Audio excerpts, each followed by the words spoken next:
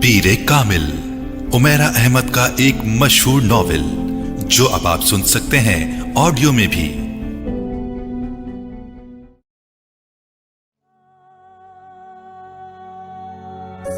मेरी जिंदगी की सबसे बड़ी ख्वाहिश बॉल पॉइंट होठों में दबाए वो सोच में पड़ गई।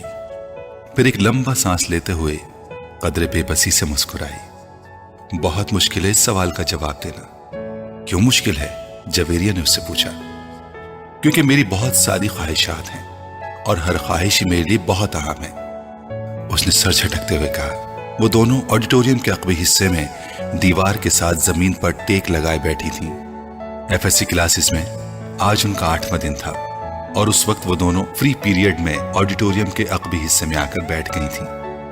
नमकीन मूंगफली के दानों को एक एक करके खाते हुए जवेरिया ने उससे पूछा, तुम्हारी जिंदगी की सबसे बड़ी ख्वाहिश क्या है इमामा?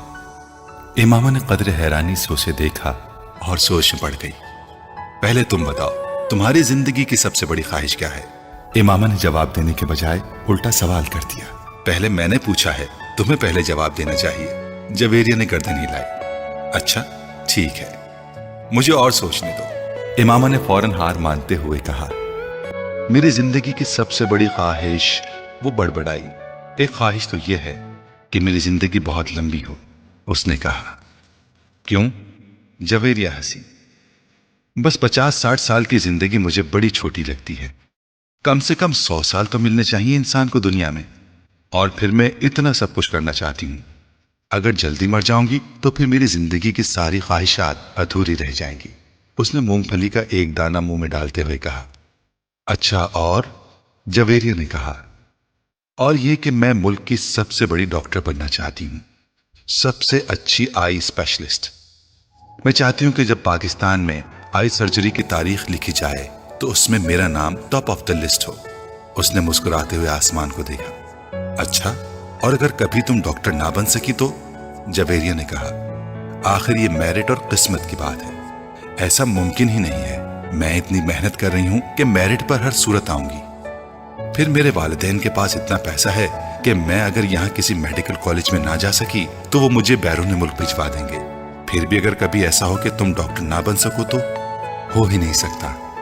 ये मेरी जिंदगी की सबसे बड़ी ख्वाहिश है और मैं इस प्रोफेशन के लिए सब कुछ छोड़ सकती हूँ। ये मेरा ख्वाब है और ख्वाबों का भला कैसे छोड़ा जा सकता है? इम्पॉसिबल। इमामा ने कतई अंदाज में सर हिलाते हुए हथेली पर रखे दानों में से एक और दाना मुंह में डाला। जिंदगी में कुछ भी नामुमकिन नहीं हो सकता, कभी भी कुछ भी हो सकता है। फर्ज करो कि तुम डॉक्टर नहीं बन पाती तो फिर तुम क्या करोगी? कैसे रिएक्ट करोगी? इमामा अब सोच में पड़ गई। पहले तो मैं बहुत रोऊंगी, बहुत ही ज्यादा, कई दिन, और फिर मैं मर जाऊंगी। जवेरिया बेइख्तियार हंसी। और अभी कुछ देर पहले तो तुम कह रही थी कि तुम लंबी जिंदगी चाहती हो, और अभी तुम कह रही हो कि तुम मर जाओगी। हाँ, तो फिर जिंदा रहकर क्या करूंगी? सारे प्लान्स ही मेरे मेडिकल के हवाले से हैं, और ये चीज जिंदगी से निकल गई तो फिर बाकी रहेगा क्या? यानी तुम्हारी एक बड़ी ख्वाहिश दूसरी बड़ी ख्वाहिश को खत्म कर देगी। तुम यही समझ लो। तो फिर इसका मतलब तो यही हुआ कि तुम्हारी सबसे बड़ी ख्वाहिश डॉक्टर बनना है, लंबी जिंदगी पाना नहीं। तुम कह सकती हो। अच्छा, अगर तुम डॉक्टर ना बन सकी तो फिर मरोगी कैसे? खुदकुशी करोगी या तबई मौत? जवेरिया ने बड़ी दिलचस्पी से पूछा। तबई मौत ही मरूंगी, खुदकुशी तो कर ही नहीं सकती, इमामा ने लापरवाही से कहा। और अगर तुम्हें तबई मौत ना आ सकी तो? मेरा मतलब है जल्द ना आई तो फिर तुम डॉक्टर ना बनने के बावजूद भी लंबी जिंदगी गुजारोगी। नहीं, मुझे पता है कि अगर मैं डॉक्टर ना बनी तो फिर बहुत जल्द मर जाऊंगी। मुझे इतना दुख होगा कि मैं तो जिंदा रह ही नहीं सकूंगी। वो यकीन से बोली। तुम जिस कदर खुश मिजाज हो, मैं कभी यकीन नहीं कर सकती कि तुम कभी इतनी दुखी हो सकती हो कि रो रो कर मर जाओ, और वो भी सिर्फ इसलिए कि तुम डॉक्टर नहीं बन सकी। लग फनी। जवेरिया ने इस बार उसका मजाक उड़ाने वाले अंदाज में कहा। तुम अब मेरी बात छोड़ो, अपनी बात करो। तुम्हारी जिंदगी की सबसे बड़ी ख्वाहिश क्या है? इमामा ने मौजू बदलते हुए कहा। रहने दो। क्यों रहने दो? बताओ ना, तुम्हें बुरा लगेगा। जवेरिया ने कुछ हिचकिचाते हुए कहा। इमामा ने गर्दन मोड़कर हैरानी से कहा, مجھے کیوں برا لگے گا؟ جویریہ خاموش رہی۔ ایسی کیا بات ہے جو مجھے بری لگے گی؟ امامہ نے اپنا سوال دہرایا۔ بری لگے گی، جویریہ نے مدھم آواز میں کہا۔ آخر تمہاری زندگی کی سب سے بڑی خواہش کا میری زندگی سے کیا تعلق ہے کہ میں اس پر برا مانوں گی؟ امامہ نے اس بار قدرے الجھے ہوئے انداز سے پوچھا۔ کہیں تمہاری خواہش یہ تو نہیں کہ میں ڈاکٹر نہ بنوں؟ امامہ کو اچانک یاد آیا۔ جویریہ ہنسی۔ نہیں، زندگی صرف ایک ڈاکٹر بن جانے سے کہیں زیادہ اہمیت کی حامل ہوتی ہے، اس نے کچھ فلسفیانہ انداز میں کہا۔ پہلے بجھوانا چھوڑ دو اور مجھے بتاؤ، امامہ نے کہا۔ میں وعدہ کرتی ہوں میں برا نہیں مانوں گی، امامہ نے اپنا ہاتھ اس کی طرف بڑھاتے ہوئے کہا۔ وعدہ کرنے کے باوجود تم میری بات سننے پر بری طرح ناراض ہو۔ بہتر ہے ہم کچھ اور بات کریں، جویریہ نے کہا۔ اچھا، میں اندازہ لگاتی ہوں تمہاری اس خواہش کا تعلق میرے لیے کسی بہت عام چیز سے ہے، رائٹ؟ امامہ نے کچھ سوچتے ہوئے کہا۔ جویریہ نے سر ہلایا۔ اب سوال یہ پیدا ہوتا ہے کہ میرے لیے کون سی چیز اتنی اہم ہو سکتی ہے کہ وہ بات کرتے کرتے رک گئی۔ مگر جب تک میں تمہاری خواہش کی نوعیت جان نہیں لیتی میں کچھ بھی اندازہ نہیں کر سکتی۔ بتا دو جویریہ، پلیز۔ اب تو مجھے بہت ہی زیادہ تجسس ہو رہا ہے، اس نے منت کی۔ وہ کچھ دیر سوچتی رہی۔ امامہ غور سے اس کا چہرہ دیکھتی رہی۔ کچھ دیر کی خاموشی کے بعد جویریہ نے سر اٹھا کر امامہ کو دیکھا۔ میرے پروفیشن کے علاوہ میری زندگی میں فی الحال جن چیزوں کی اہمیت ہے وہ صرف ایک ہی ہے، اور اگر تم اس کے حوالے سے کچھ کہنا چاہتی ہو تو کہو، میں برا نہیں مانوں گی، امامہ نے سنجیدگی سے کہا۔ جویریہ نے قدرے چونک کر اسے دیکھا۔ وہ اپنے ہاتھ میں موجود ایک انگوٹھی کو دیکھ رہی تھی۔ جویریہ مسکرائی۔ میری زندگی کی سب سے بڑی خواہش یہ ہے کہ تم، جویریہ نے اسے اپنی خواہش بتائی۔ امامہ کا چہرہ ایک دم سفید پڑ گیا۔ وہ شوق تھی یا حیرت زدہ، جویریہ اندازہ نہیں کر سکی، مگر اس کے چہرے کے تاثرات یہ ضرور بتا رہے تھے کہ جویریہ کے منہ سے نکلنے والے جملے اس کے ہر اندازے کے برعکس تھے۔ میں نے تم سے کہا تھا نا کہ تم برا مانو گی، جویریہ نے جیسے صفائی پیش کرنے کی کوشش کی، مگر امامہ کچھ کہے بغیر اسے دیکھتی رہی۔ موئز حلق کے بل چلاتا ہوا درد سے دوہرا ہو گیا۔ اس کے دونوں ہاتھ اپنے پیٹ پر تھے۔ اس کے سامنے کھڑے 12 سالہ لڑکے نے اپنی پھٹی ہوئی ٹی شرٹ کی آستین سے اپنی ناک سے بہتا خون صاف کیا اور ہاتھ میں پکڑے ہوئے ٹینس ریکٹ کو ایک بار پھر پوری قوت سے موئز کی ٹانگ پر دے مارا۔ موئز کے حلق سے ایک بار پھر چیخ نکلی اور وہ اس بار سیدھا ہو گیا۔ کچھ بے یقینی کے عالم میں اس نے خود سے 2 سال چھوٹے بھائی کو دیکھا جو اب بغیر کسی لحاظ اور مروت کے اسے اس ریکٹ سے پیٹ رہا تھا جو موئز کچھ دیر پہلے اسے پیٹنے کے لیے لے کر آیا تھا۔ اس ہفتے میں ان دونوں کے درمیان ہونے والا یہ تیسرا جھگڑا تھا اور تینوں بار جھگڑا شروع کرنے والا اس کا چھوٹا بھائی تھا۔ موئز اور اس کے تعلقات ہمیشہ ہی ناخوشگوار رہے تھے۔ ان کا جھگڑا بچپن سے لے کر اب سے کچھ پہلے تک صرف زبانی کلامی باتوں اور دھمکیوں تک ہی محدود رہتا تھا، مگر اب کچھ عرصے سے وہ دونوں ہاتھا پائی پر بھی اتر آتے تھے۔ آج بھی یہی ہوا تھا۔ وہ دونوں اسکول سے اکٹھے واپس آئے تھے اور گاڑی سے اترتے ہوئے اس کے چھوٹے بھائی نے بڑی درستی کے ساتھ پیچھے ڈگی سے اس وقت اپنا بیگ کھینچ کر نکالا جب موئز اپنا بیگ نکال رہا تھا۔ بیگ کھینچتے ہوئے موئز کے ہاتھ کو بری طرح رگڑ آئی۔ موئز بری طرح دل ملایا۔ تم اندھے ہو چکے ہو؟ وہ اطمینان سے اپنا بیگ اٹھائے بے نیازی سے اندر جا رہا تھا۔ موئز کے چلانے پر اس نے پلٹ کر اس کو دیکھا اور لاؤنج کا دروازہ کھول کر اندر چلا گیا۔ موئز کے تن بدن میں جیسے آگ لگ گئی۔ وہ تیز قدموں سے اس کے پیچھے اندر چلا گیا۔ اگر دوبارہ تم نے ایسی حرکت کی تو میں تمہارا ہاتھ توڑ دوں گا۔ اس کے قریب پہنچتے ہوئے موئز ایک بار پھر دہاڑا۔ اس نے بیگ کندھے سے اتار کر نیچے رکھ دیا اور دونوں ہاتھ کمر پر رکھ کر کھڑا ہو گیا۔ نکالوں گا۔ تم کیا کرو گے؟ ہاتھ توڑو گے؟ اتنی ہمت ہے؟ یہ میں تمہیں اس وقت بتاؤں گا جب تم دوبارہ یہ حرکت کرو گے۔ موئز اپنے کمرے کی طرف بڑھا، مگر اس کے بھائی نے پوری قوت سے اس کا بیگ کھینچتے ہوئے اسے رکنے پر مجبور کر دیا۔ نہیں، تم مجھے ابھی بتاؤ۔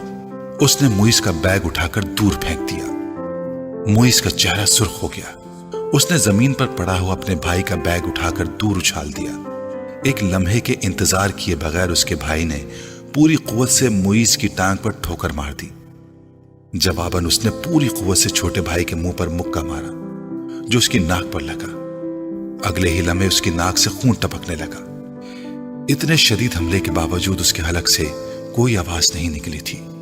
उसने मुईज की टाई खींचते हुए उसका गला दबाने की कोशिश की। मुईज ने जवाबन उसकी शर्ट को कॉलर से खींचा। उसे शर्ट के फटने की आवाज आई। उसने पूरी कुव्वत से अपने छोटे भाई के पेट में मुक्का मारा। उसके भाई के हाथ से उसकी टाई निकल गई। ठहरो, मैं तुम्हें अब तुम्हारा हाथ तोड़कर दिखाता हूं। मुईज ने उसे गालियां देते हुए लाउंज के कोने में पड़े हुए एक रैकेट को उठा लिया। अपने छोटे भाई को मारने की कोशिश की, मगर अगले ही लम्हे रैकेट उसके भाई के हाथ में था। उसने पूरी कुव्वत से घुमाकर इतनी बर्क रफ्तारी के साथ उस रैकेट को मुईज के पेट पर मारा कि वो संभल या खुद को बचा भी ना सका। उसने यके बाद दीगरे उसकी कमर और टांग पर रैकेट बरसा दिए। अंदर से उन दोनों का बड़ा भाई इश्तिआल के आलम में बाहर लाउंज में आ गया। क्या तकलीफ है तुम दोनों को? घर में आते ही हंगामा शुरू कर देते हो। उसको देखते ही छोटे भाई ने उठा हुआ रैकेट नीचे कर लिया था। और तुम्हें शर्म नहीं आती अपने बड़े भाई को मारते हो? उसकी नजर अब उसके हाथ में पकड़े रैकेट पर गई। नहीं आती, उसने बड़ी ढिठाई के साथ कहते हुए रैकेट एक तरफ उछाल दिया और बड़ी बेखौफी से कुछ फासले पर पड़ा हुआ अपना बैग उठाकर अंदर जाने लगा। मुईज ने बुलंद आवाज में सीढ़ियां चढ़ते हुए अपने छोटे भाई से कहा, तुमको इसका खमियाजा भुगतना पड़ेगा। वो अभी तक अपनी टांग सहला रहा था। Sure, why not? एक अजीब सी मुस्कुराहट के साथ सीढ़ियों के आखिरी सिरे पर रुककर उसने मुईज से कहा, अगली बार तुम बैट लेकर आना। टेनिस रैकेट से कुछ मजा नहीं आया, तुम्हारी कोई हड्डी नहीं टूटी। मुईज को इश्तियाल आ गया, तुम अपनी नाक संभालो, वो यकीनन टूट गई होगी। मुईज गुस्से के आलम में सीढ़ियों को देखता रहा जहां कुछ देर पहले वो खड़ा था। मिसेस समांथा रिचर्ड्स ने दूसरी रॉ में खिड़की के साथ पहली कुर्सी पर बैठे हुए उस लड़के को चौथी बार घूरा। वो उस वक्त भी बड़ी बेनियाजी से खिड़की से बाहर देखने में मसरूफ था। वक्तन फवक्तन वो बाहर से नजरें हटाता, एक नजर मिसेस समांथा को देखता, उसके बाद फिर उसी तरह बाहर झांकने लगता। इस्लामाबाद के एक गैर मुल्की स्कूल में वो आज पहले दिन इस क्लास की बायोलॉजी पढ़ाने के लिए आई थी। वो एक डिप्लोमेट की बीवी थी और कुछ दिन पहले ही इस्लामाबाद अपने शौहर के साथ आई थी। टीचिंग उनका प्रोफेशन था और जिस मुल्क में उनके शौहर की पोस्टिंग हुई वो वहां सिफारत खाने से मुंसलिक स्कूल्स में पढ़ाती रही। इससे पहले बायोलॉजी पढ़ाने वाली टीचर मिसेस मैरिन की स्कीम ऑफ वर्क को ही जारी रखते हुए उन्होंने क्लास के साथ कुछ इब्तिदाई तारुफ और गुफ्तगू के बाद दिल और निज़ाम दौरान खून की डायग्राम राइटिंग बोर्ड पर बनाते हुए उसे समझाना शुरू किया। डायग्राम की वजाहत करते हुए उन्होंने उस लड़के को खिड़की से बाहर झांकते हुए देखा। पुरानी तकनीक का इस्तेमाल करते हुए अपनी नजरें उस लड़के पर मरकूज रखते हुए उन्होंने अचानक बोलना बंद कर दिया। क्लास में यकदम खामोशी से छा गई। उस लड़के ने सर घुमाकर अंदर देखा। मिसेस समांथा रिचर्ड से उसकी नजरें मिली। मिसेस समांथा मुस्कुराई और एक बार फिर उन्होंने अपना लेक्चर शुरू कर दिया। कुछ देर तक उन्होंने इसी तरह बोलते हुए अपनी नजरें उस लड़के पर रखी जो अब अपने सामने पड़ी नोटबुक पर कुछ लिखने में मसरूफ था।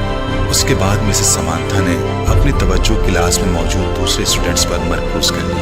उनका ख्याल था कि वो खासा शर्मिंदा हो चुका है, दोबारा बाहर नहीं देखेगा। मगर सिर्फ 2 मिनट बाद ही उन्होंने उसे एक बार फिर खिड़की से बाहर मुतवज्जो देखा।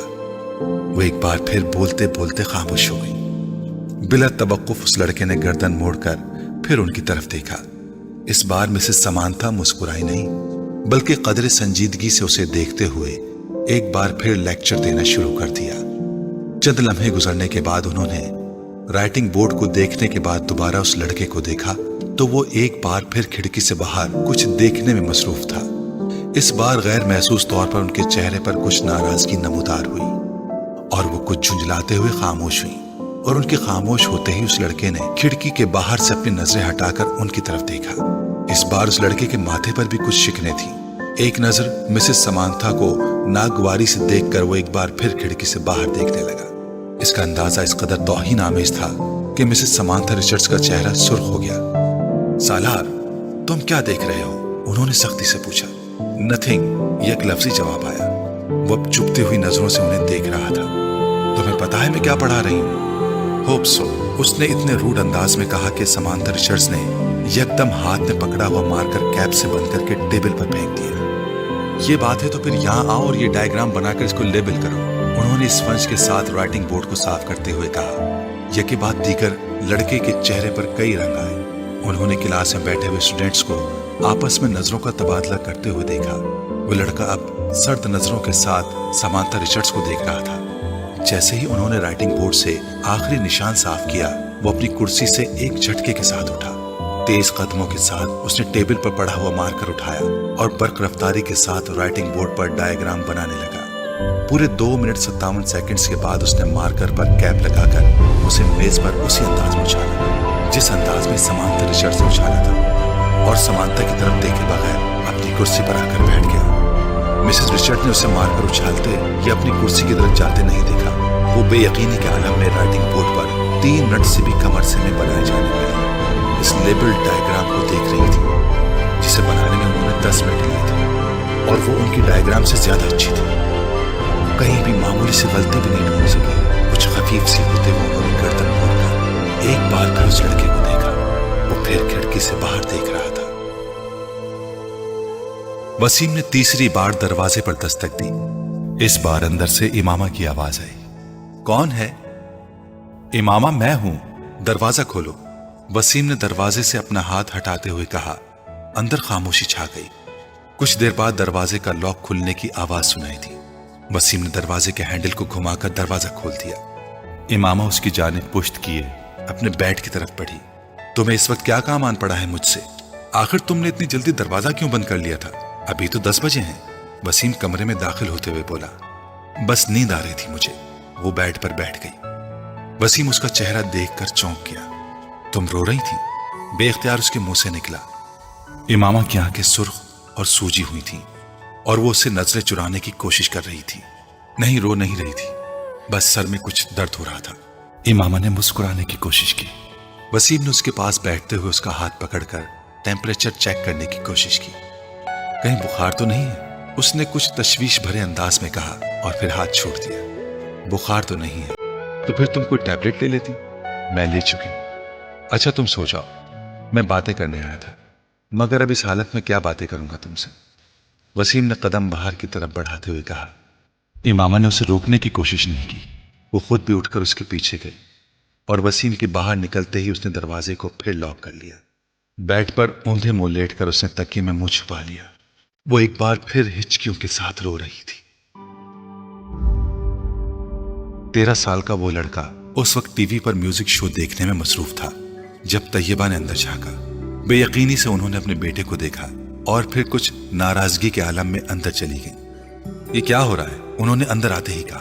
टीवी देख रहा हूं। उसने टीवी से नजरें नहीं हटाई। टीवी देख रहा हूं? फॉर गॉड सेक, तुम्हें एहसास है कि तुम्हारे पेपर्स हो रहे हैं? तैयबा ने उसके सामने आते हुए कहा। So what? उस लड़के ने इस बार कुछ खफगी से कहा। So what? तुम्हें इस वक्त अपने कमरे में किताबों के दरमियान होना चाहिए, ना कि यहां इस बेहुदा शो के सामने, तैयबा ने डांटा। मुझे जितना पढ़ना था मैं पढ़ चुका हूं, आप सामने से हट जाएं। उसके लहजे में नागवारी थी। फिर भी उठो और अंदर जाकर पढ़ो, तैयबा ने इस तरह खड़े खड़े उससे कहा। ना मैं यहां से उठूंगा ना अंदर जाकर पढ़ूंगा। मेरी स्टडीज और पेपर्स मेरा मसला है, आपका नहीं। अगर तुम्हें इतनी परवाह होती स्टडीज की तो इस वक्त तुम यहां बैठे होते। Step aside. उसने तैयबा के जुमले को नजरअंदाज करते हुए बड़ी बदतमीजी के साथ साथ हाथ के इशारे से कहा। आज तुम्हारे पापा आ जाए तो मैं उनसे बात करती हूं। तैयबा ने उसे धमकाने की कोशिश की। अभी बात कर लें, क्या होगा? पापा क्या कर लेंगे? जब मैं आपको बता चुका हूं कि मुझे जितनी तैयारी करनी है मैंने कर ली है, तो फिर आपको क्या मसला है? ये तुम्हारे सालाना इम्तिहान है, तुम्हें एहसास होना चाहिए इस बात का। तैयबा ने यकदम अपने लहजे को नरम करते हुए कहा। मैं कोई 2-4 साल का बच्चा नहीं हूं कि मेरे आगे पीछे फिरना पड़े आपको। मैं अपने मामलात में आपसे ज्यादा समझदार हूं, इसलिए 3rd क्लास किस्म के जुमले मुझसे ना बोला करें। एग्जाम्स हो रहे हैं, स्टडीज पर ध्यान दो। इस वक्त तुम्हें अपने कमरे में होना चाहिए। मैं तुम्हारे फादर से बात करूंगी। What a rubbish. वो बात करते करते गुस्से में सोफे से उठकर खड़ा हो गया। हाथ में पकड़ा हुआ रिमोट उसने पूरी कुव्वत से सामने वाली दीवार पर दे मारा और पांव पटकता हुआ कमरे से निकल गया। तैयबा कुछ बेबसी और खिफ्फत के आलम में उसे कमरे से बाहर निकलता हुआ देखती रही। फ्लोमिना फ्रांस ने अपने हाथ में पकड़े हुए पैकेट मेज पर रखते हुए एक नजर हॉल में दौड़ाई। पेपर शुरू होने में भी 10 मिनट बाकी थे और हॉल में मौजूद स्टूडेंट्स किताबें, नोट्स और नोटबुक्स पकड़े तेजी से सफे आगे पीछे करते उन पर आखिरी नजर डाल रहे थे। उनकी जिस्मानी हरकत से उनकी परेशानी और इस्तिराब का इजहार हो रहा था। फ्लोमिना फ्रांस के लिए ये एक बहुत मानूस सीन था। फिर उनकी नजरें हॉल के तकरीबन दरमियान में बैठे हुए सालार पर जा ठहरी। 25 स्टूडेंट्स में उस वक्त वो वाहिद स्टूडेंट था जो इत्मीनान से अपनी कुर्सी पर टांग रखे बैठा था। एक हाथ में स्केल पकड़े आहिस्ता आहिस्ता उसे अपने जूते पर मारते हुए वो इत्मीनान से इधर उधर देख रहा था। फ्लोमिना के लिए ये सीन भी नया नहीं था। अपने 7 साल कैरियर में उन्होंने पेपर्स के दौरान सालार को इसी बेफिक्री और लापरवाही का मुजाहरा करते पाया था। 9:02 पर उन्होंने सालार के पास से गुजरते हुए MCQs पर मबनी ऑब्जेक्टिव पेपर थमा दिया। 30 मिनट के बाद उसे वो पेपर उनसे लेना था। 9:10 पर उन्होंने सालार को अपनी कुर्सी से खड़ा होते देखा।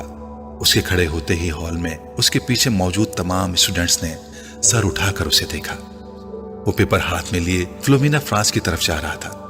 फ्लोमिना फ्रांस के लिए यह भी नया सीन नहीं था। वो पहले भी यही कुछ देखती आई थी। 30 मिनट में हल किया जाने वाला पेपर वो 8 मिनट में हल करके उनके सर पर खड़ा था। पेपर को दोबारा देख लो, उन्होंने ये जुमला उससे नहीं कहा। वो जानती थी कि इसका जवाब क्या होगा। मैं देख चुका हूं। और अगर उसे एक बार फिर पेपर देखने पर मजबूर करती तो वो हमेशा की तरह पेपर्स ले जाकर अपनी कुर्सी के हत्थे पर रखकर बाजू सीने पर लपेटकर बैठ जाता। उन्हें याद नहीं था कि कभी उसने उनके कहने पर पेपर को दोबारा चेक किया हो, और वो ये तस्लीम करती थी कि उसे इसकी जरूरत भी नहीं थी। उसके पेपर में किसी एक भी गलती को ढूंढना बहुत मुश्किल काम था। उन्होंने एक हल्की सी मुस्कुराहट के साथ उसके हाथ से पेपर पकड़ लिया। तुम जानते हो सालार, मेरी जिंदगी की सबसे बड़ी तमन्ना क्या है? उन्होंने पेपर पर नजर डालते हुए कहा कि मैं तुम्हें 30 मिनट का पेपर 30 मिनट के बाद सबमिट करवाते हुए देखूं। वो उनकी बात पर खफीफ अंदाज में मुस्कुराया। आपकी ये ख्वाहिश उस सूरत में पूरी हो सकती है मैम, अगर मैं ये पेपर 150 साल की उम्र में हल करने बैठूं। नहीं, मेरा ख्याल है 150 साल की उम्र में तुम ये पेपर 10 मिनट में करोगे। इस बार वो हंसा और वापस मुड़ गया। फ्लोमिना फ्रांस ने एक नजर उसके पेपर के सफात को उलट पलट कर देखा। एक सरसरी सी नजर भी उन्हें ये बताने के लिए काफी थी कि वो इस पेपर में कितने नंबर गंवाएगा। 0। सलमा ने अपनी बेटी के हाथों में गिफ्ट पेपर में लिपटे हुए पैकेट को हैरानी से देखा। ये क्या है इमामा? तुम तो मार्केट गई थी, शायद कुछ किताबें लेनी थी तुम्हें। हाँ अम्मी, मुझे किताबें ही लेनी थी, मगर किसी को तोहफे में देने के लिए। किसको तोहफा देना है? वो लाहौर में एक दोस्त है मेरी, उसकी सालगिरह है, उसके लिए खरीदा है। कोरियर सर्विस के जरिए भिजवा दूंगी, क्योंकि मुझे तो अभी यहाँ रहना है। लाओ फिर मुझे दो ये पैकेट, मैं वसीम को दूंगी, वो भिजवा देगा। नहीं अम्मी, मैं अभी नहीं भिजवाऊंगी, अभी उसकी सालगिरह की तारीख नहीं आई। सलमा को लगा जैसे वो यकदम घबरा गई हो। उन्हें हैरानी हुई, क्या ये घबराने वाली बात थी? 3 साल पहले इमामा की वजह से उन्हें बहुत ज्यादा परेशानी का सामना करना पड़ा था, उन्हें और उनके शौहर हाशिम को। वो तब अपनी बेटी के बारे में बहुत फिक्रमंद थी और हाशिम उनसे ज्यादा। मगर पिछले 3 साल में सब कुछ ठीक हो गया था। वो दोनों अब उसकी तरफ से मुकम्मल तौर पर मुतमईन थे, खास तौर पर असजद से उसकी निस्बत तय करके। वो जानती थी कि इमामा असजद को पसंद करती है, और सिर्फ वही नहीं, असजद को कोई भी पसंद कर सकता था। वो हर लिहाज से एक अच्छा लड़का था। वो ये भी जानती थी कि असजद से निस्बत तय होने पर बहुत खुश हुई थी। असजद और उसके दरमियान पहले भी खासी दोस्ती और बेतकल्लुफी थी, मगर बाज दफा उन्हें लगता जैसे वो वक्त गुजरने के साथ साथ बहुत चुप होती जा रही है। वो पहले ऐसी नहीं थी, मगर अब वो स्कूल जाने वाली बच्ची भी तो नहीं रही, मेडिकल कॉलेज की स्टूडेंट है। फिर वक्त भी कहाँ होता है उसके पास। सलमा हमेशा खुद को तसल्ली दे लेती। वो उनकी सबसे छोटी बेटी थी। बड़ी दोनों बेटियों की वो शादी कर चुकी थी, एक बेटे की भी शादी कर चुकी थी, जबकि 2 बेटे और इमामा गैर शादीशुदा थे। अच्छा ही है कि ये संजीदा होती जा रही है। लड़कियों के लिए संजीदगी अच्छी होती है। उन्हें जितनी जल्दी अपनी जिम्मेदारियों का एहसास हो जाए उतना ही अच्छा है। सलमा ने गहरी सांस लेते हुए इमामा से नजरें हटा ली। वो छुट्टियों में घर आई हुई थी और जितने दिन वो यहाँ रहती उनकी नजरें उसी पर मरकूज रहती। पता नहीं ये साजिद कहाँ रह गया। जो भी काम उसके जिम्मे लगाओ बस भूल ही जाओ। انہیں اچانک اپنے ملازم کا خیال آیا جس کے پیچھے وہ لاؤنج میں آئی تھی. بڑبڑاتے ہوئے وہ لاؤنج سے نکل گئیں. یہ نیو ایئر نائٹ تھی. نیا سال شروع ہونے میں 30 منٹ باقی تھے. 10 لڑکوں پر مشتمل 14-15 سال کے لڑکوں کا وہ گروپ پچھلے 2 گھنٹوں سے اپنے موٹر سائیکلز پر شہر کی مختلف سڑکوں پر اپنے کرتب دکھانے میں مصروف تھا. ان میں سے چند نے اپنے ماتھے پر چمکدار بینڈز باندھے ہوئے تھے جن پر نئے سال کے حوالے سے مختلف پیغامات درج تھے. وہ لوگ 1 گھنٹہ پہلے پوش علاقے کی ایک بڑی سپر مارکیٹ میں موجود تھے اور وہاں وہ مختلف لڑکوں پر آوازیں کستے رہے تھے. اپنی بائکس پر سوار مختلف چکر لگا رہے تھے. ان کے پاس فائر کریکرز موجود تھے جنہیں وہ وقتاً فوقتاً چلا رہے تھے. 11:15 بجے وہ جم خانہ کے باہر موجود تھے جہاں پارکنگ لاٹ گاڑیوں سے بھر چکا تھا. یہ گاڑیاں ان لوگوں کی تھیں جو جم خانے میں نئے سال کے سلسلے میں ہونے والی ایک پارٹی میں آئے تھے. ان لڑکوں کے پاس بھی اس پارٹی کے دعوتی کارڈ موجود تھے کیونکہ ان میں سے تقریباً تمام کے والدین جم خانے کے ممبرز تھے. وہ لڑکے اندر پہنچے تو 11:55 ہو رہے تھے. چند منٹوں بعد ڈانس فلور سمیت تمام جگہوں کی لائٹس آف ہو جاتی تھیں اور اس کے بعد باہر لان میں آتش بازی کے ایک مظاہرے کے ساتھ نیا سال شروع ہونے پر لائٹس آن ہونا تھی. اس کے بعد تقریباً تمام رات وہاں رقص کے ساتھ ساتھ شراب پی جاتی جس کا اہتمام نئے سال کی اس تقریب کے لیے جم خانہ کی انتظامیہ خاص طور پر کرتی تھی. لائٹس آف ہوتے ہی وہاں ایک طوفان بدتمیزی کا آغاز ہو جاتا تھا اور وہاں موجود لوگ اسی طوفان بدتمیزی کے لیے وہاں آتے تھے. 15 سالہ وہ لڑکا بھی 10 لڑکوں کے اس گروپ کے ساتھ آنے کے بعد اس وقت ڈانس فلور پر راک بیٹ پر ڈانس کر رہا تھا. ڈانس میں اس کی مہارت قابل دید تھی. 12 بجنے میں 10 سیکنڈ رہ جانے پر لائٹس آف ہو گئی اور ٹھیک 12 بجے لائٹس یکدم دوبارہ آن کر دی گئی. اندھیرے کے بعد سیکنڈز گننے والوں کی آوازیں اب شور اور خوشی کے قہقہوں اور چیخوں میں بدل گئی تھی. چند سیکنڈز پہلے تھم جانے والا میوزک ایک بار پھر بجایا جانے لگا. وہ لڑکا اپنے دوستوں کے ساتھ باہر پارکنگ میں آ گیا جہاں بہت سے لڑکے اپنی اپنی گاڑیوں کے ہارن بجا رہے تھے.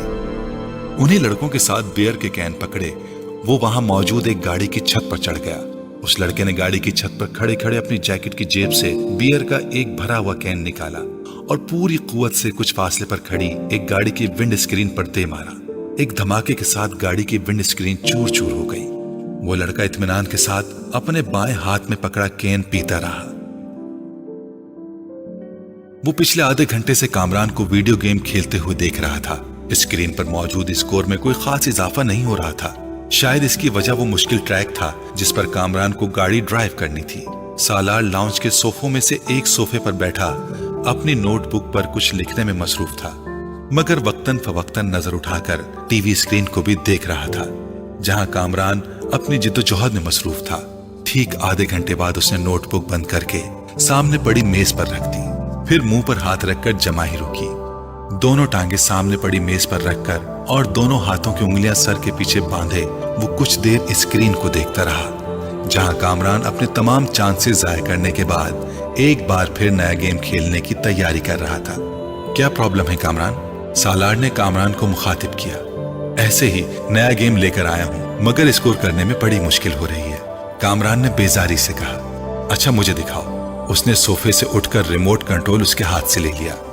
کامران نے دیکھا پہلے 20 سیکنڈ ہی سالار اسے جس اسپیڈ پر دوڑا رہا تھا اسی اسپیڈ پر کامران اب تک نہیں دوڑ پایا تھا.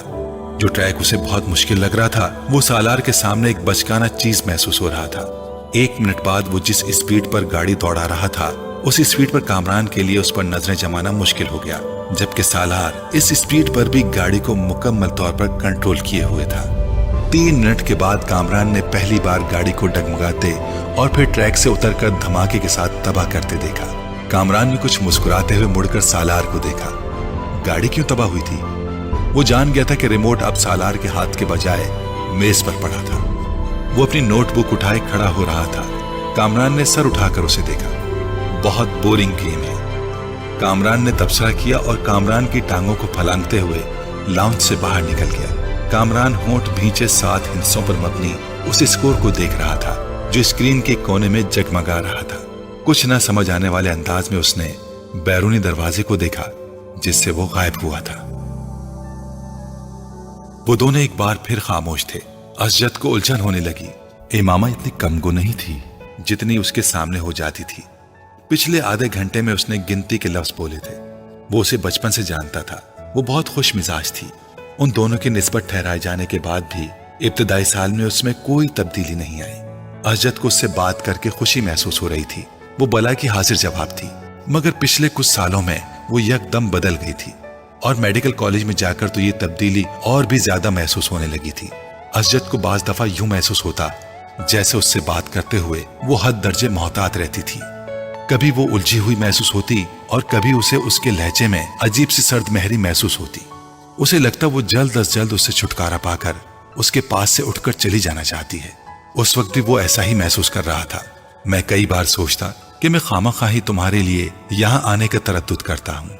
तुम्हें तो इससे कोई फर्क नहीं पड़ता होगा कि मैं आऊं या ना आऊं। अजद ने गहरी सांस लेकर कहा। वो उसके मुकाबिल लॉन चेयर पर बैठी दूर बाउंड्री वॉल पर चढ़ी हुई बेल को घूर रही थी। अजद की शिकायत पर उसने गर्दन हिलाए बगैर अपनी नजरें बेल से हटाकर अजद पर मरकूज कर दी। अजद ने सवालिया नजरों से उसे देखा, मगर वो खामोश रही तो उसने लफ्जों में कुछ रद्दोबदल के साथ अपना सवाल दोहराया। तुम्हें मेरे ना आने से कोई फर्क नहीं पड़ेगा इमामा। क्यों, ठीक कह रहा हूं मैं? अब मैं क्या कह सकती हूँ इस पर? तुम कम से कम इनकार तो कर सकती हो, मेरी बात को झुटला सकती हो कि ऐसी बात नहीं है, मैं गलत सोच रहा हूं और ऐसी बात नहीं है। आप गलत सोच रहे हैं, इमामा ने उसकी बात काट कर कहा। उसका लहजा अब भी उतना ही ठंडा और चेहरा उतना ही बेतासुर था जितना पहले था। अजद एक ठंडी सांस लेकर रह गया। हाँ, मेरी दुआ और ख्वाहिश तो यही है कि ऐसा ना हो, और मैं वाकई गलत सोच रहा हूं, मगर तुमसे बात करते हुए मैं हर बार ऐसा ही महसूस करता हूं। किस बात से आप ऐसा महसूस करते हैं? इस बार पहली बार अजद को उसकी आवाज में कुछ नाराजगी झलकती हुई महसूस हुई। बहुत सी बातों से तुम मेरी बात का ढंग से जवाब ही नहीं देती। हालांकि मैं अपनी बात का ढंग से जवाब देने की भरपूर कोशिश करती हूँ, लेकिन अब अगर आपको मेरे जवाब पसंद ना आए तो मैं क्या कर सकती हूँ? अजद को इस बार बात करते हुए वो कुछ मजीद खफा महसूस हुई। मैंने ये कब कहा कि मुझे तुम्हारे जवाब पसंद नहीं आए? मैं तो सिर्फ ये कह रहा हूं कि मेरी हर बात के जवाब में तुम्हारे पास हाँ और नहीं के अलावा कुछ नहीं होता। बाज दफा मुझे लगता है कि मैं अपने आप से बातें कर रहा हूं। अगर आप मुझसे ये पूछेंगे कि तुम ठीक हो तो मैं उसका जवाब हाँ या नहीं में ही दूंगी। हाँ और नहीं के अलावा इस सवाल का जवाब किसी तकरीर से दिया जा सकता है तो आप मुझे वो दे दें, मैं कर दूंगी। वो बिल्कुल संजीदा थी। हाँ और नहीं के साथ भी तो कुछ कहा जा सकता है, और कुछ नहीं तो जवाबन मेरा हाल ही पूछ सकती हो। मैं आपका क्या हाल पूछूं? जाहिर है अगर आप मेरे घर आए हैं, मेरे सामने बैठे मुझसे बातें कर रहे हैं, तो इसका वाज़ेह मतलब तो यही है कि आप ठीक हैं, वरना आप इस वक्त अपने घर के बिस्तर पर पड़े होते। ये फॉर्मेलिटी होती है इमामा। अरे आप जानते नहीं, मैं फॉर्मेलिटीज पर यकीन नहीं रखती। आप भी मुझसे मेरा हाल ना पूछा करें, मैं बिल्कुल माइंड नहीं करूंगी। अजद जैसे लाजवाब हो गया। ठीक है, फॉर्मेलिटीज को छोड़ो, बंदा कोई और बात कर लेता है, कुछ डिस्कस कर लेता है, अपनी मसरूफियात के बारे में ही कुछ बता देता है। अजद, मैं आपसे क्या डिस्कस करूं? आप बिजनेस करते हैं, मैं मेडिकल स्टूडेंट हूं। आपसे मैं क्या पूछूं? स्टॉक मार्केट की पोजीशन, ट्रेंड बुलिश था या बियरिश, इंडेक्स में कितने पॉइंट्स का इजाफा हुआ, या अगली कंसाइनमेंट कहां भेज रहे हैं, इस बार गवर्नमेंट ने आपको कितनी रिबेट दी? उसका लहजा अब भी उतना ही सर था। या आपसे एनाटॉमी डिस्कस करूं, कौन से अवामिल इंसान के जिगर को मुतासिर करते हैं, बाईपास सर्जरी में इस साल कौन सी नई टेक्निक इस्तेमाल की गई है, दिल की धड़कन बहाल करने के लिए कितने से कितने वोल्ट का इलेक्ट्रिक शॉक दिया जा सकता है। तो हम दोनों की मसरूफियात तो ये हैं। अब इनके बारे में डिस्कशन से आप और मैं मोहब्बत और बेतकल्लुफी की कौन सी नई मंजिलें तय करेंगे? वो मेरी समझ से बाहर है। अजद का चेहरा सुर्ख हो गया। अब वो इस लम्हे को कोस रहा था जब उसने इमामा से शिकायत की थी। और भी तो मसरूफियात होती हैं इंसान की, अजद ने कदरे कमजोर लहजे में कहा। नहीं, पढ़ाई के अलावा मेरी तो और कोई मसरूफियात नहीं है। इमामा ने कतईयत से सर हिलाते हुए कहा। पहले भी तो हम दोनों आपस में बहुत सी बातें करते थे। इमामा ने उसकी बात काट दी। पहले की बात छोड़ें, अब मैं वक्त जाया करना अफोर्ड नहीं कर सकती। हैरत मुझे आप पर हो रही है कि आप बिजनेसमैन होकर इतनी इमेच्योर और इमोशनल सोच रखते हैं। आपको तो खुद बहुत प्रैक्टिकल होना चाहिए। अजद कुछ न बोल सका। हम दोनों के दरमियान जो रिश्ता है वो हम दोनों जानते हैं। अब अगर आप मेरी प्रैक्टिकल अप्रोच को बेइल्तिफाती, बेनियासी, नाराजी समझें तो मैं क्या कर सकती हूँ? मैं आपके साथ यहाँ बैठी हूँ तो इसका मतलब यही है कि मैं इस रिश्ते को अहमियत देती हूँ, वरना कोई अजनबी तो इस तरह यहाँ मेरे साथ बैठकर चाय नहीं पी सकता। वो एक लम्हे के लिए रुकी। और जहां तक इस बात का ताल्लुक है कि आपके आने या ना आने से मुझे कोई फर्क पड़ेगा या नहीं, हकीकत यह है कि हम दोनों ही बहुत मसरूफ रहते हैं। हम मॉडर्न एज की पैदावार हैं। ना मैं कोई हीर हूं और ना आप रांझे के कबीले से ताल्लुक रखते हैं कि मेरे लिए घंटों ये फरीजा सर अंजाम दें। सच यही है कि फर्क वाकई नहीं पड़ता कि हम दोनों मिलें या ना मिलें, बातें करें या ना करें, हमारा रिश्ता वही रहेगा जो अब है। या आपको लगता है इसमें कोई तब्दीली आ सकती है? अगर असजद के माथे पर पसीना नहीं आया था तो इसकी वाहिद वजह दिसंबर का महीना था। उन दोनों की उम्र में 8 साल का फर्क था, मगर उस वक्त पहली बार असजद को यह फर्क 18 साल का महसूस हुआ। वो उसे अपने आप से 18 साल बड़ी लगने लगी थी। 2 हफ्ते पहले वो 19 की हुई थी, मगर इस वक्त असजद को लग रहा था जैसे वो टीन एज से सीधी अधेड़ उम्र में चली गई थी। वो खुद एक बार फिर ब्रिटेन में आ गया था। टांग पर टांग रखते असजद के चेहरे पर नजरें जमाए उसी बेतासुर अंदाज में उसके जवाब की मुंतजिर थी। असजद ने कुर्सी के हत्थे पर टिके उसके हाथ में मंगनी की अंगूठी को देखा और खनकार कर अपना गला साफ करने की कोशिश की। तुम बिल्कुल ठीक कह रही हो। मैं सिर्फ इसलिए डिस्कशन की बात कर रहा था कि हमारे दरमियान अंडरस्टैंडिंग डेवलप हो सके। असजद, मैं आपको बहुत अच्छी तरह समझती और जानती हूँ, और ये जानकर मुझे बहुत अफसोस हुआ कि आप समझते हैं कि हमारे दरमियान अभी भी किसी अंडरस्टैंडिंग को डेवलप करने की जरूरत है। मेरा ख्याल था हम दोनों के दरमियान अच्छी खासी अंडरस्टैंडिंग है। वो असजद का दिन नहीं था, असजद ने एतराफ किया। और अगर आपको ये ख्याल है कि एनाटॉमी और बिजनेस को डिस्कस करके हम कोई अंडरस्टैंडिंग डेवलप कर लेंगे तो ठीक है, आइंदा हम यही डिस्कस कर लिया करेंगे। इमामा के लहजे में लापरवाही का उनसर था। तुमको मेरी बात बुरी लगी है? बिल्कुल भी नहीं, मैं क्यों बुरा मानूंगी? उसके लहजे में मौजूद हैरत के उनसर ने असजद को मजीद शर्मिंदा कर दिया। शायद मैंने गलत बात की है, शायद नहीं यकीनन, उसने तीनों लफ्जों पर बारी बारी जोर देते हुए कहा। तुम जानती हो मेरे नजदीक रिश्ता कितनी अहमियत का हामिल है। मेरे बहुत से ख्वाब हैं इस रिश्ते के हवाले से, तुम्हारे हवाले से। असजद ने गहरा सांस लेकर कहा। इमामा बेतासुर चेहरे के साथ उसी बेल को देख रही थी। शायद इसीलिए मैं जरूरत से ज्यादा हसास हो जाता हूं। मुझे इस रिश्ते के हवाले से कोई खौफ नहीं है। मैं जानता हूं ये रिश्ता हम दोनों की मर्जी से हुआ है। वो उसके चेहरे पर नजरें जमाए बड़े जज्ब से कह रहा था, और यकदम ही उसे एक बार फिर यह एहसास होने लगा था जैसे वो वहां मौजूद नहीं थी, उसकी बात नहीं सुन रही थी। असजद को लगा वो एक बार फिर खुद से बातें कर रहा था।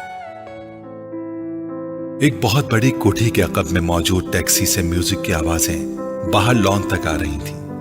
बाहर मौजूद कोई भी शख्स टैक्सी के अंदर मौजूद लोगों की कुव्वते बर्दाश्त पर हैरानी का इजहार कर सकता था, लेकिन वो टैक्सी के अंदर मौजूद लोगों की हालत देख लेता तो वो उस हैरान कुन कुव्वते बर्दाश्त की वजह जान जाता। टैक्सी में मौजूद 6 लड़के जिस हालत में थे, उस हालत में उससे ज्यादा तेज और बुलंद म्यूजिक भी उन पर असरअंदाज ना हो सकता था। और जहां तक 7वें लड़के का ताल्लुक था तो वह ऐसी किसी चीज से मुतासिर नहीं होता था। एनेक्सी का वो कमरा उस वक्त धुएं के मरगोलों और अजीब किस्म की बू से भरा हुआ था। कालीन पर एक मशहूर रेस्टोरेंट से लाए गए खानों के खुले हुए डब्बे और डिस्पोजेबल प्लेट्स, चमचे भी पड़े थे। कालीन पर खाने पीने की बची कुची चीजें और हड्डियां भी इधर उधर फेंकी गई थीं। सॉफ्ट ड्रिंक की प्लास्टिक की बोतलें भी इधर उधर लुढ़क रही थीं। केचप की बोतलों से निकलने वाली केचप कालीन को कुछ और बदनुमा बना रही थी। वो 7 लड़के उसी कालीन पर एक दूसरे से कुछ फासले पर विराजमान थे। उनके सामने कालीन पर बियर के खाली कैंस का एक ढेर भी लगा हुआ था। और तफरीह का ये सिलसिला वहीं तक नहीं रुका था। उस वक्त वो इन ड्रग्स को इस्तेमाल करने में मसरूफ थे जिनका इंतजाम उनमें से किसी एक ने किया था। पिछले 2 माह में वो तीसरी बार इस एडवेंचर के लिए इकट्ठे हुए थे और 3 मौके पर वो 4 मुख्तलिफ किस्म की ड्रग्स इस्तेमाल कर चुके थे। पहली बार उन्होंने वो ड्रग इस्तेमाल की थी जो उनमें से एक को अपने बाप के दराज से मिली थी। दूसरी बार उन्होंने जो ड्रग्स इस्तेमाल की थी वो उन्होंने अपने एक स्कूल फेलोज के तवस्सुत से इस्लामाबाद के एक क्लब से खरीदी थी। और इस बार वो जो ड्रग इस्तेमाल कर रहे थे वो उन्होंने एक ट्रिप पर रावलपिंडी की एक मार्केट में अफगान से खरीदी थी। तीनों मौकों पर उन्होंने उन ड्रग्स के साथ अल्कोहल का इस्तेमाल किया था जिसका हुसूल उनके लिए मुश्किल नहीं था। उस वक्त भी उन 7 लड़कों में से 6 लड़के पूरी तरह नशे में थे। उनमें से एक अभी भी कांपते हाथों के साथ ड्रग्स को सूंघने की कोशिश कर रहा था, जबकि 2 लड़के सिगरेट पीते हुए बाकी लड़कों के साथ टूटी फूटी गुफ्तगू कर रहे थे। सिर्फ 7वां लड़का मुकम्मल तौर पर होश में था। उस लड़के का चेहरा पिंपल से भरा हुआ था और उसके गले में मौजूद एक सियाह तंग डोरी में 3-4 तांबे की अजीब सी शक्लों के जेवरात पुरोए हुए थे। एल्विस प्रेस्ले स्टाइल्स के कॉलर वाली एक चेकदार डार्क ब्लू शर्ट के साथ एक बेहुदा सी सुरमई जींस पहने हुए था जिसके दोनों घुटनों पर मेडोना का चेहरा पेंट किया गया था। उसने आंखें खोलकर अपने दाएं तरफ मौजूद लड़कों पर एक उचटती नजर डाली। उसकी आंखें सुर्ख हो रही थीं, मगर उस सुर्खी के बावजूद ऐसा कोई तासुर नहीं दे रही थीं कि वो बाकी लड़कों की तरह मुकम्मल तौर पर नशे की गिरफ्त में था। चंद मिनट उन्हें देखने के बाद उसने सीधे होते हुए डिबिया में मौजूद बाकी ड्रग्स कोन में डाल दी और एक छोटे से स्ट्रॉ के साथ उसे सूंघने लगा। काफी देर बाद उसने स्ट्रॉ को एक तरफ फेंक दिया और अपने हाथ की पोर पर थोड़ी सी ड्रग रखकर जबान की नोक के साथ कुछ दिलचस्पी, तजस्सुस मगर एहतियात के साथ उसे चखा। दूसरे ही लम्हे उसने बर्क रफ्तारी के साथ अपने बाएं जानिब थूका। ड्रग यकीनन बहुत अच्छी क्वालिटी की थी। उसकी आंखें अब पहले से ज्यादा सुर्ख हो रही थीं, मगर अभी भी वो अपने होश हवास में था। उसके चेहरे के तासुरात से अंदाजा हो रहा था कि वो अपनी सरगर्मी से कुछ ज्यादा महसूस नहीं हुआ। 1-2 मिनट के बाद उसने अपने पास कालीन पर पड़े हुए बेयर के केन से चंद घूंट लेते हुए ड्रग्स के जायके को साफ करने की कोशिश की। केन रखने के बाद वो चंद मिनट तक कोन में मौजूद ड्रग्स को देखता रहा। दूसरे 6 लड़के उस वक्त नशे में पूरी तरह धुत कारपेट पर औंधे सीधे पड़े थे, मगर वो अब भी उसी तरह बैठा केन में मौजूद बेयर के घूंट लेते हुए पुरसोच अंदाज में उन सबको देखता रहा। उसकी आंखें अब मुतव्वरिम हो रही थीं, मगर उनमें मौजूद चमक बता रही थी कि वो अभी भी मुकम्मल तौर पर नशे में नहीं है। ये उसके साथ तीसरी बार हुआ था। पहली 2 बार ड्रग्स इस्तेमाल करने के बाद वो इसी तरह बैठा रहा था, जबकि उसके दोस्त बहुत जल्द नशे में धुत हुए थे। रात के पिछले पहर वो इन लोगों को इसी हालत में छोड़कर खुद घर आ गया था। आज भी वो यही करना चाहता था। कमरे के अंदर मौजूद ड्रग की बू से अब पहली बार वो उलझने लगा। उसने खड़े होने की कोशिश की और वो लड़खड़ाया। अपनी लड़खड़ाहट पर काबू पाते हुए वो सीधा खड़ा हो गया। नीचे झुककर उसने कारपेट से की रिंग, वॉलेट और क्रेडिट कार्ड उठाए। फिर आगे बढ़कर उसने स्टीरियो को बंद कर दिया। अपनी मुतवर्रिम और सुर्ख आंखों से उसने कमरे में एक नजर दौड़ाई, यूं जैसे वो कोई चीज याद करने की कोशिश कर रहा हो। फिर वो कमरे के दरवाजे की तरफ बढ़ गया। एक बार फिर नीचे बैठकर उसने जॉकर्स पहने, उनके तस्मों को टखनों के गिर्द लपेटकर गिरह बांधी। फिर दरवाजे का लॉक खोलकर वो बाहर निकल गया। रोशनी से यकदम वो कॉरिडोर की तारीकी में आ गया था। अंधेरे में अपना रास्ता ढूंढते हुए वो एनेक्सी के बैरूनी दरवाजे को खोलता हुआ बाहर लॉन में आ गया। एनेक्सी की सीढ़ियां उतरते हुए अपनी नाक से कोई चीज बहती महसूस हुई। बायां हाथ उठाकर उसने अपने ऊपरी होंठ पर रखा। उसकी उंगलियां चिपचिपाने लगी थी। उसने हाथ उठाते हुए अपनी उंगलियों को एनेक्सी की बैरूनी लाइट की रोशनी में देखा। उसकी पोरों पर खून के कतरे लगे हुए थे। उसने अपनी ट्राउजर की जेब टटोलते हुए अंदर से एक रुमाल बरामद किया और अपनी पोरों पर लगा खून साफ किया। उसके बाद उसी रुमाल के साथ उसने अपनी नाक से चमकने वाला खून साफ किया। उसे अपने हलक में कोई चीज चुभती हुई महसूस हुई। उसने खनकार कर अपना गला साफ करने की कोशिश की। उसे अब अपने सीने में घुटन का एहसास होने लगा। चंद गहरी सांस लेकर उसने घुटन को कम करने की कोशिश की। वहीं खड़े खड़े उसने 2-3 बार नीचे थूका और एक बार फिर सीढ़ियां उतरने के लिए कदम बढ़ाया। वो एकदम ठटक कर रह गया। उसकी नाक में अजीब सी सनसनाहट हुई और फिर एकदम कोई चीज पूरी कुव्वत से बहने लगी। वो बेख्तियार कमर के बल झुक गया। एक धार की सूरत में उसकी नाक से निकलने वाला खून सीढ़ियों पर गिरने लगा था। मार्बल पर फिसलता हुआ खून। वो उसे देखता रहा। गोल्फ क्लब में तकरीबन तकसीम इनामात मुनक्किद की जा रही थी। 16 साला सालार सिकंदर भी अंडर 16 की कैटेगरी में 7 अंडर पार के स्कोर के साथ पहली पोजीशन की ट्रॉफी वसूल करने के लिए मौजूद था। सिकंदर उस्मान ने सालार सिकंदर का नाम पुकारे जाने पर तालियां बजाते हुए उस ट्रॉफी कैबिनेट के बारे में सोचा, जिसमें इस साल उन्हें कुछ मजीद तब्दीलियां करवानी पड़ेंगी। सालार को मिलने वाली शील्ड्स और ट्रॉफीज की तादाद इस साल भी पिछले सालों जैसी ही थी। उनके तमाम बच्चे ही पढ़ाई में बहुत अच्छे थे, मगर सालार सिकंदर बाकी सबसे मुख्तलिफ था। ट्रॉफीज, शील्ड्स और सर्टिफिकेट्स के मामले में वो सिकंदर उस्मान के बाकी बच्चों से बहुत आगे था। 150 IQ लेवल के हामिल उस बच्चे का मुकाबला करना उनमें से किसी के लिए भी मुमकिन था भी नहीं। फखरी अंदाज में तालियां बजाते हुए सिकंदर उस्मान ने दाएं तरफ बैठी अपनी बीवी से सरगोशी में कहा, ये गोल्फ में उसकी 13वीं और इस साल की 4थी ट्रॉफी है। हर चीज का हिसाब रखते हो तुम, उसकी बीवी ने मुस्कुराते हुए जैसे कदरे सताइशी अंदाज में अपने शौहर से कहा, जिसकी नजरें उस वक्त मेहमान खुसूसी से ट्रॉफी वसूल करते हुए सालार पर मरकूज थी। सिर्फ गोल्फ का और क्यों, वो तुम अच्छी तरह जानती हो। सिकंदर उस्मान ने अपनी बीवी को देखा जो अब सेट की तरफ जाते हुए सालार को देख रही थी। आई बेट अगर ये उस वक्त मुकाबले में शिरकत करने वाले प्रोफेशनल खिलाड़ियों के साथ खेल रहा होता तो भी उस वक्त उसके हाथ में यही ट्रॉफी होती। सिकंदर उस्मान ने बेटे को दूर से देखते हुए कुछ फखरी अंदाज में दावा किया। सालार अब अपनी सीट के अतराफ में मौजूद दूसरी सीटों पर मौजूद दूसरे इनामात हासिल करने वालों से हाथ मिलाने में मसरूफ था। उसकी बीवी को सिकंदर उस्मान के दावे पर कोई हैरानी नहीं हुई, क्योंकि वो जानती थी सालार के बारे में ये एक बाप का जज्बाती जुमला नहीं था, वो वाकई इतना ही गैर मामूली था। उसे 2 हफ्ते पहले अपने भाई जुबैर के साथ इसी गोल्फ कोर्स पर 18वां होल पर खेले जाने वाला गोल्फ मैच याद आया। रफ में तफाकत गिर जाने वाली एक बॉल को वो जिस सफाई और महारत के साथ वापस ग्रीन पर लाया था, उसने जुबैर को महवे हयात कर दिया। वो पहली बार सालार के साथ गोल्फ खेल रहा था। मुझे यकीन नहीं आ रहा 18 होल के खात्मे तक किसी को भी ये याद नहीं था कि उसने ये जुमला कितनी बार बोला था।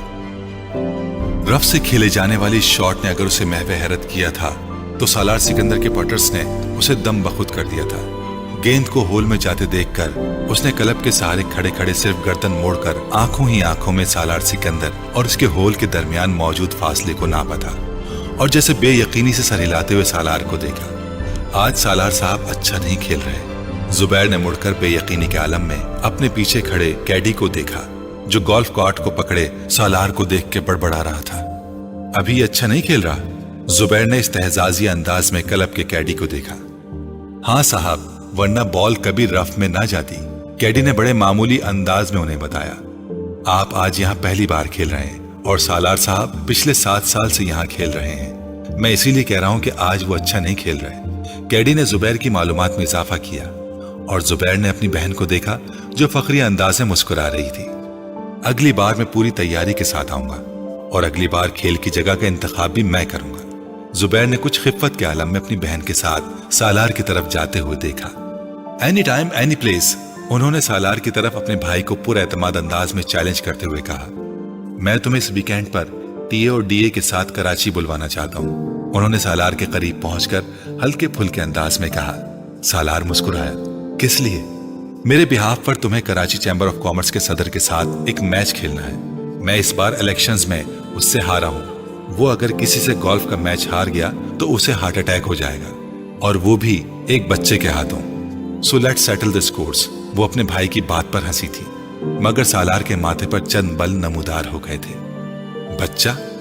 उसने उनके जुमले में मौजूद वाहिद काबिल एतराज लफ्ज पर जोर देते हुए उसे दोहराया। मेरा ख्याल है अंकल, मुझे कल आपके साथ 18 होल्स का एक और गेम खेलना पड़ेगा।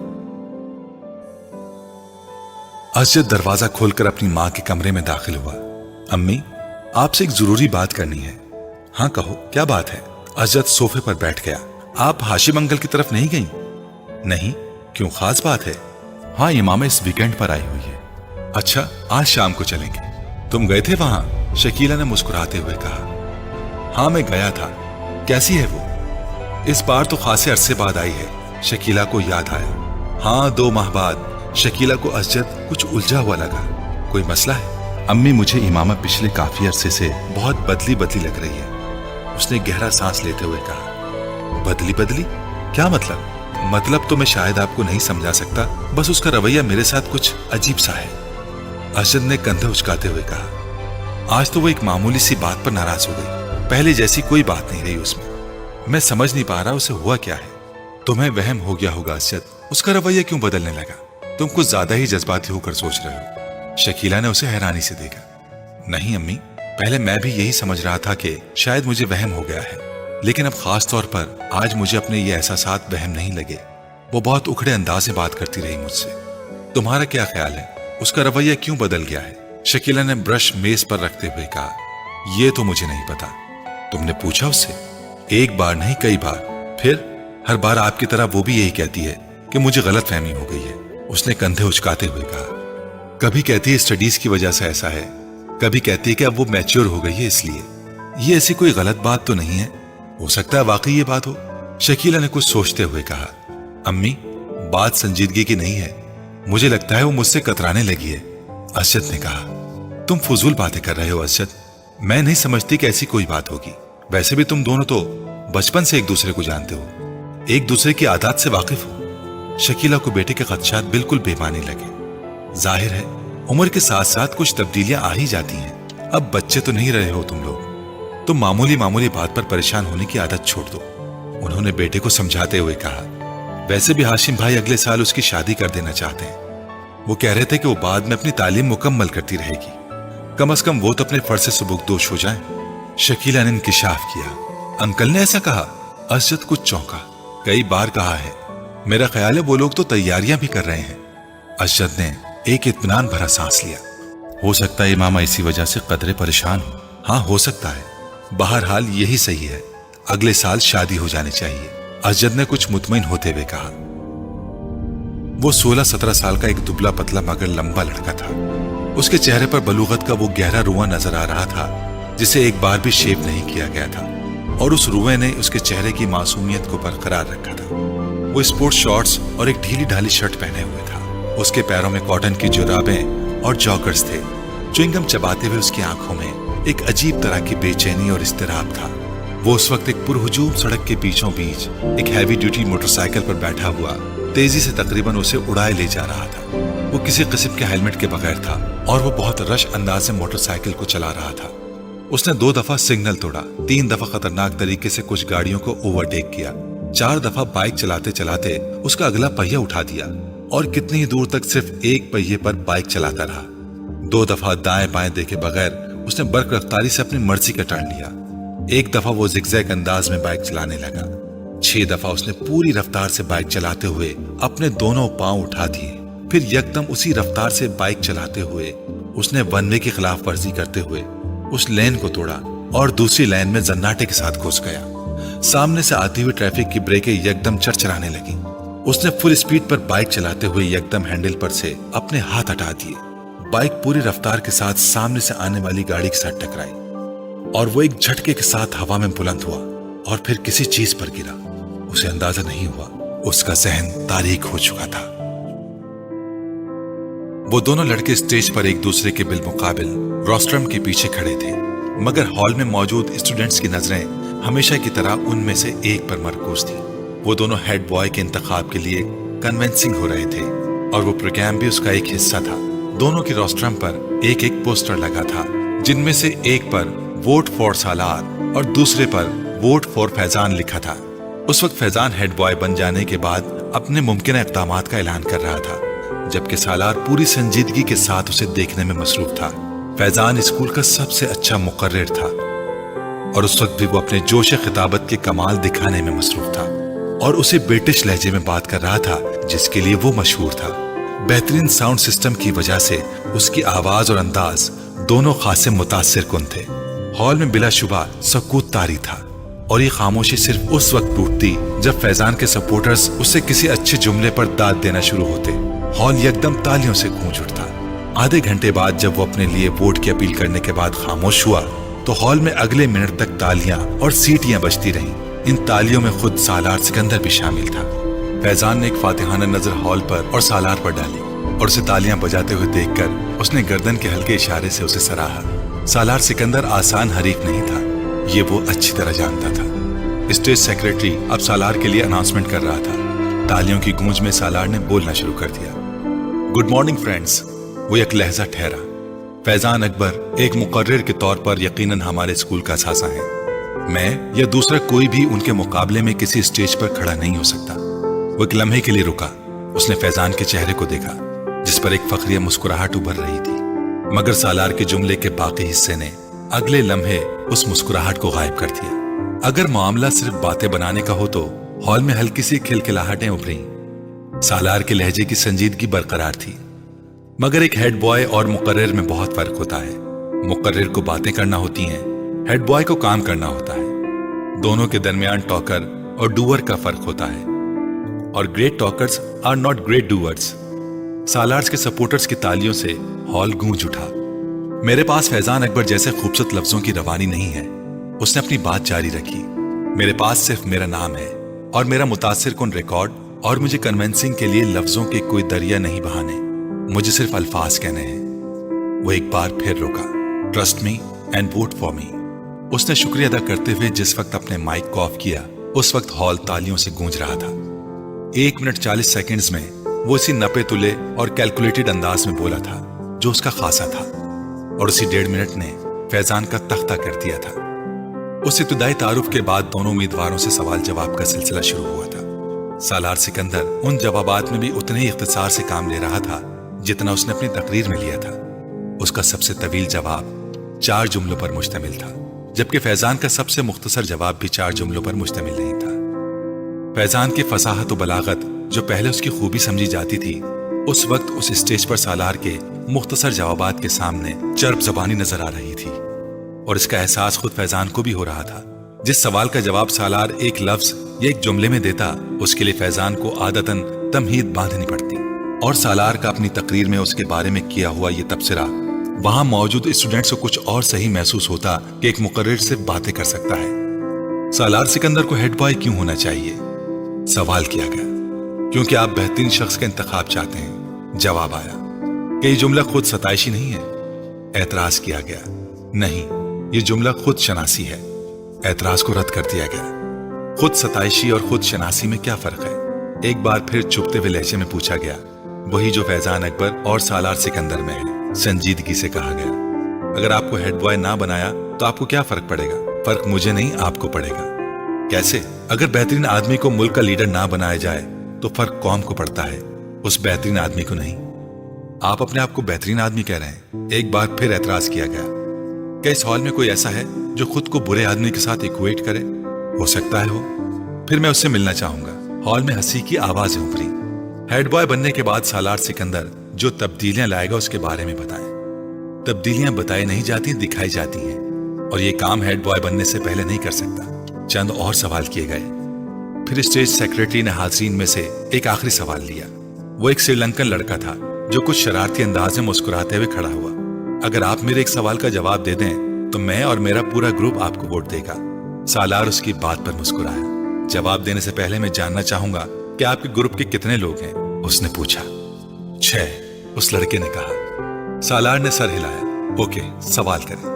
आपको कुछ हिसाब किताब करते हुए मुझे बताना है कि अगर हम 2,67,895 में 9,52,852 को जमा करें, फिर उसमें से 3,99,999 को तफरीक करें, फिर उसमें 9,29,292 को जमा करें, और उसे वो श्रीलंकन लड़का ठहर ठहर कर एक कागज पर लिखा हुआ एक सवाल पूछ रहा था। 6 के साथ ज़रब दें, फिर उसे 2 के साथ तकसीम करें, और जवाब में 4,92,359 को जमा कर दें तो क्या जवाब आएगा? वो लड़का अपनी बात मुकम्मल ना कर सका। 81,42,473 बड़ी बर्क रफ्तारी के साथ सालार ने जवाब दिया।